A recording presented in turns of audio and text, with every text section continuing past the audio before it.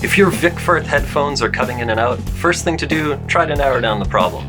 Bypass any adapters, extension cables, try different headphone jacks. For me, none of that was the problem. Since both ears are cutting in and out on these, I don't think the headband wire is the issue, since that likely just connects one ear to the other. So wiggle this cord all around. If movement by the plug causes the problem, you probably want to cut off the plug and replace it.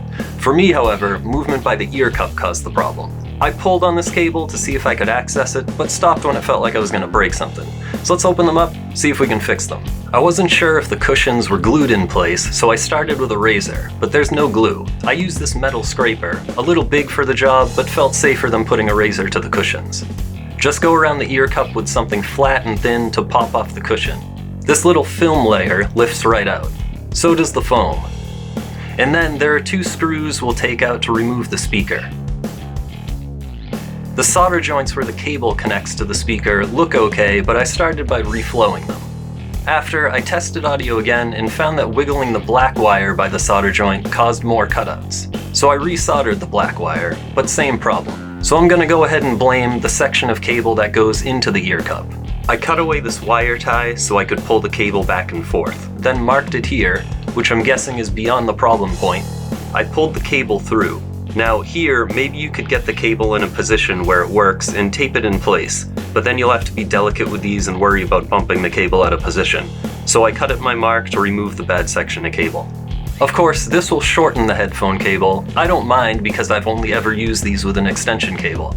But while you're in here, you could shorten the cable more if you want, or even add in a section of cable to make it whatever length you want. Next, open up the cable and separate the 3 wires inside. We'll solder these wires to the speaker instead. Use wire strippers or a razor to carefully remove the insulation at the tips of these 3 wires. Take a picture or mark where the old wires go. The white wire is all alone here. The black wire connects here, and so does the copper wire coming from the other ear cup. The red wire just connects to the reddish copper wire coming from the ear cup, and it's covered with some insulation. Unsolder all these connections and connect the new ones instead. Now, while my hands are soldering the new wires, I'll note that somewhere in here my camera battery died, and during that time, I cut back the insulation farther to expose more of the inner wires. You can use the old wire as a guide for how much to cut back, but exposing 2 or 3 inches of inner wires should do.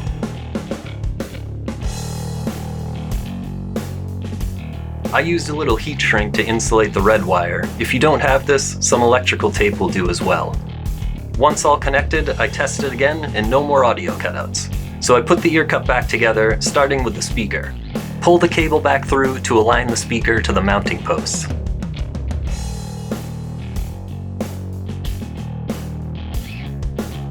Before we finish that though, remember earlier we cut away that wire tie? Good, because I didn't. So let's fast forward to the next day when I reopened the ear cup and added in a wire tie. This will keep the wire more stable and prevent movement with the cable that might break your new solder joints. So I'd recommend adding back some type of wire tie, or you might be doing this repair more often than you want to. Now we'll go back in time and watch me put it all together.